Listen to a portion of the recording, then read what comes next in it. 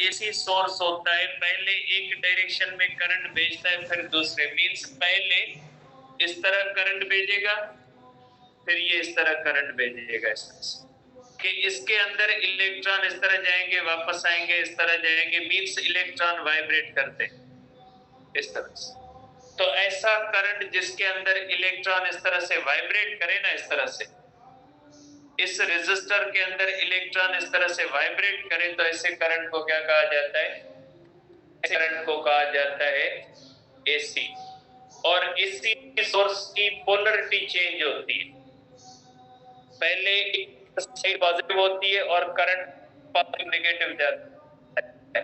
ये पॉजिटिव थी नेगेटिव बन जाएगी, नेगेटिव पॉजिटिव, करंट अपना डायरेक्शन चेंज कर लेगा, तो कंटिन्यूअसली करंट का डायरेक्शन चेंज हो रहा होता है। तो जिस कंडक्टर के अंदर एसी करंट होता है उसमें चार्जेस ऐसे कर रही होती है, ठीक है, और जिसमें डीसी होता है उसमें चार्जेस हमेशा एक ही डायरेक्शन में उनका नेट फ्लो हो रहा होता है, जबकि एसी के अंदर नेट फ्लो नहीं होता, वाइब्रेटरी मोशन होती है ना बेटा, वाइब्रेटरी मोशन में नेट डिस्प्लेसमेंट क्या होता है? नेट डिस्प्लेसमेंट जीरो होता है, चार्जेस वही होती है।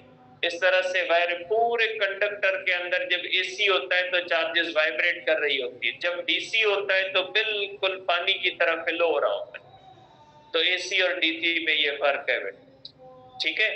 एसी, अब देखें, जब ये चार्जेस इस तरह जाएंगी, वापस आएंगी, तो क्या ये स्टेडी हो सकता है? ये तो स्टडी होगा ही नहीं, क्योंकि ये एक तरफ जाएगी फिर जीरो होगी, फिर डायरेक्शन, जैसे वाइब्रेटरी मोशन होती है ना, एक्सट्रीम पोजीशन पे वेलोसिटी जीरो, फिर मीन पोजीशन पे मैक्सिमम, फिर एक्सट्रीम पे जीरो, फिर मीन पे मैक्सिमम, फिर एक्सट्रीम पे जीरो, तो उसकी तो स्पीड चेंज हो रही होगी, तो मीन्स ये क्या होगा?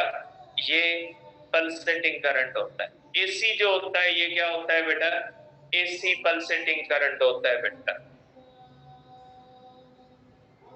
ये जो होता है बेटा, ये पल्सेटिंग करंट होता है।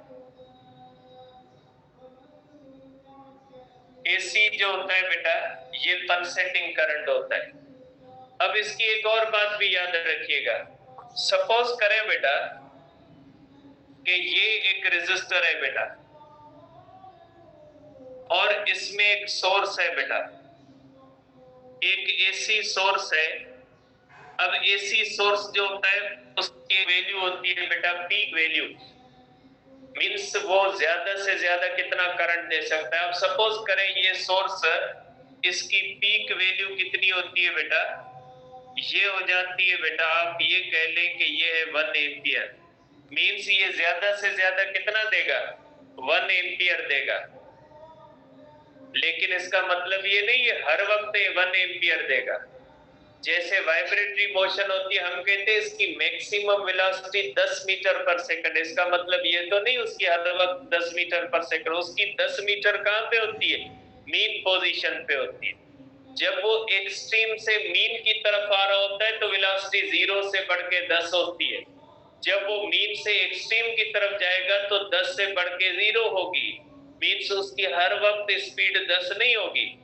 तो ये करंट जो होता है इसकी अगर पीक वैल्यू 1 एम्पियर है, इसका मकसद है ये जब किसी भी सर्किट के अंदर फ्लो कर रहा होगा हर वक्त 1 एम्पियर नहीं होगा। ये किस तरह से फ्लो करेगा इसको देखें, ये देखें, यहां से सपोज करें ये पॉजिटिव बना, नेगेटिव बना, तो ये करंट क्या होगा? 0 से बढ़ेगा, 0 से बढ़ के 0.5 होगा, 0.5 से बढ़ के 1 होगा, मीन्स 0 से बढ़ के 1 एम्पियर, 0.2 एम्पियर, 0.3, मीन्स 0 से बढ़ के 1 होगा। और फिर क्या होगा?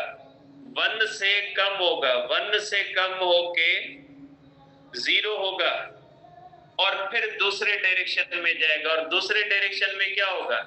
0 से बढ़ के 1 होगा, और फिर 1 से कम होके क्या हो जाएगा? 1 से कम होके 0 होगा। मीन्स अगर इस सोर्स को 1 एम्पियर करंट देना है, पहले 0 से बढ़ के 1 होगा, फिर 1 से बढ़ के 0 होगा, फिर 0 से बढ़ के 1 होगा, फिर 1 से कम होके 0 होगा। तो ये पल्सेटिंग करंट होता है, ठीक है। तो ऐसा करंट जो कंटिन्यूअसली अपना डायरेक्शन चेंज कर रहा होता है सर्किट के अंदर, ऐसे करंट को हम क्या कहते हैं बेटा? एसी कहते हैं। तो इसका मकसद है ये वाइब्रेटरी मोशन, और वाइब्रेटरी मोशन की फ्रीक्वेंसी होती है और एसी करंट की भी फ्रीक्वेंसी होती है। पाकिस्तान के अंदर ये फ्रीक्वेंसी 50 से 60 हर्ट्ज होती है। टेस्ट के अंदर क्वेश्चन आया था बेटा, ये एंट्री टेस्ट के अंदर ये क्वेश्चन आया था बेटा। Frequency of AC is 50 to 60 hertz in Pakistan and India. India में भी यही है बेटा, ठीक है। इंडिया में नहीं लिख रहा बेटा, पाकिस्तान लिख दिया, काफी है बेटा। Frequency of AC is 50 to 60 hertz है बेटा, ठीक है। ये इसका मतलब है कि ये इलेक्ट्रॉन 50 से 60 बार अपना डायरेक्शन जो है वो चेंज करते हैं कंडक्टर के अंदर, तो ये हुआ एसी। अब आ जाते हैं कि यहाँ पे हमारा एसी डीसी पढ़ने का मकसद क्या था बेटा। देखिए, जब किसी भी कॉइल के अंदर इंडक्शन होती है बेटा, ये बहुत ही इंपॉर्टेंट चीज है बेटा, नोट इन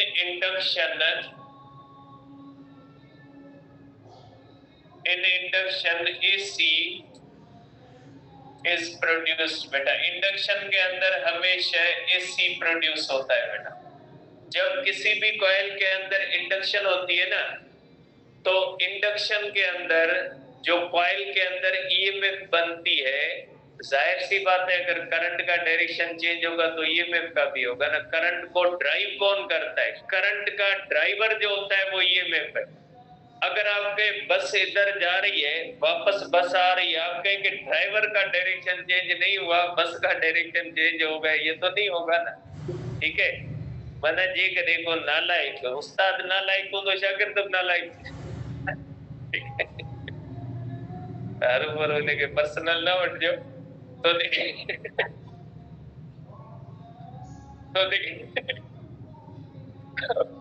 तो आप इस तरह से कहेंगे कि जो ईएमएफ होती है वो ड्राइवर है, ठीक है। अगर करंट का डायरेक्शन चेंज होगा तो ईएमएफ का डायरेक्शन भी चेंज होगा। अगर एसी करंट अगर अल्टरनेटिंग है तो ईएमएफ भी क्या होगी बेटा? अल्टरनेटिंग होगी। अब इसको देखें, ये इंडक्शन के अंदर कैसी होती है बेटा। देखें, सपोज करें बेटा कि ये हमारे पास एक कॉइल है बेटा, इसको ध्यान से देखिएगा।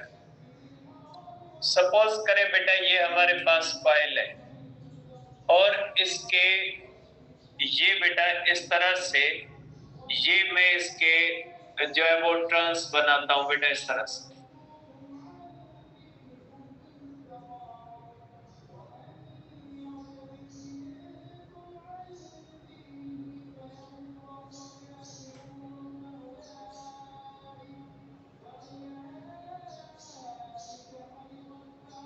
देखिए बेटा, अगर ये कॉइल है और इसको हम लोड रेजिस्टेंस के साथ कनेक्ट करते हैं इस तरह से,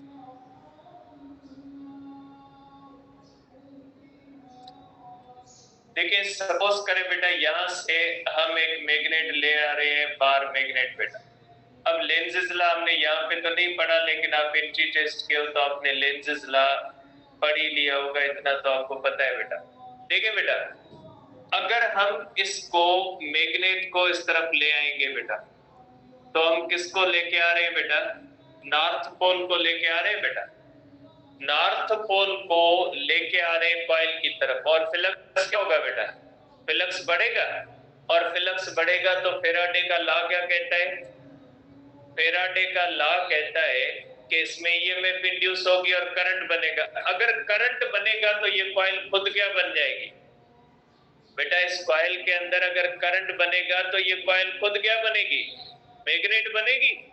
अब अगर ये कॉइल मैग्नेट बनेगी तो लेंजेस लॉ कहता है कि ये कॉइल नॉर्थ की तरफ अपना नॉर्थ बनाएगी। लेंजेस लॉ क्या कहता है? अगर नॉर्थ इस तरफ आ रहा है तो ये कॉइल में जब ईएमएफ इंड्यूस होगी तो कॉइल का ये वाला हिस्सा क्या बनेगा? ये वाला हिस्सा बनेगा, ठीक है। तो सपोज करें ये कॉइल का ये वाला हिस्सा नॉर्थ बना, और कब बना? जब ये मैग्नेट इस तरह आ रहा है। अब अगर ये नॉर्थ बना तो इसमें करंट का डायरेक्शन क्या होगा? बेटा आप ये लोगे, ये राइट हैंड रूल इस्तेमाल करोगे। बेटा ये मैंने आपको कहा था ना कॉइल के लिए, आप ये थंब किस तरफ जाता है? थंब जाता है नॉर्थ में। अब थंब को नॉर्थ में कर दे तो करंट का डायरेक्शन क्या होगा? करंट का डायरेक्शन अपवर्ड होगा, ये होगा, क्योंकि फिंगर्स किस डायरेक्शन में जाती? करंट। तो इसमें करंट का डायरेक्शन ये होगा, और यहां से करंट आएगा, और ये इस तरह से करंट, इसमें इस तरह करंट फ्लो करेगा बेटा। ठीक है, अब सेम कॉइल है, देखें अब सेम कॉइल है, मैं सेम कॉइल बनाता हूं। देखिए सेम कॉइल को यहां पे बनाते हैं बेटा, देखिए वही सेम कॉइल है बेटा,